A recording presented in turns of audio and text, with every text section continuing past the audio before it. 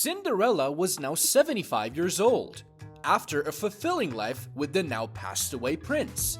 She sat happily in her rocking chair, watching the world go by from her front porch, with a cat named Alan for companionship. One sunny afternoon, out of nowhere the fairy godmother appeared.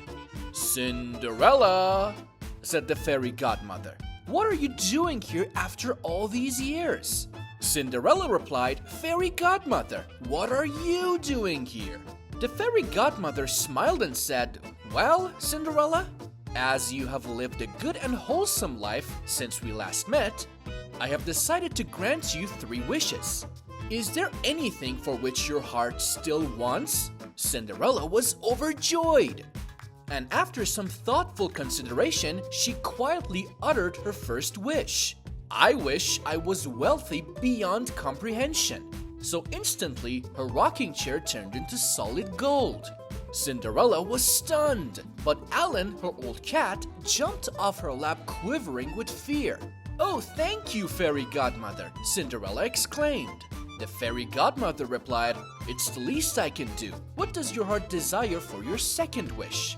So Cinderella looked down at her frail body and said, "I wish I were young and full of beauty and youth again." At once, her wish became reality.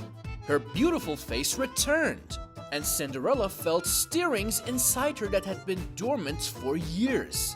Then the fairy godmother spoke again. "You have one more wish. What will you have?" So Cinderella looked over to the frightened cat in the corner and said, "I wish for you to transform Alan, my old cat, into a handsome young man." So magically, Alan suddenly underwent a transformation. When it was complete, he turned into a very handsome man. The fairy godmother smiled and said, "Congratulations, Cinderella, enjoy your new life." And with a blazing shock of bright blue electricity, she was gone. For a few moments, Alan and Cinderella gazed into each other's eyes. Cinderella sat breathless because Alan became the most handsome boy she had ever seen.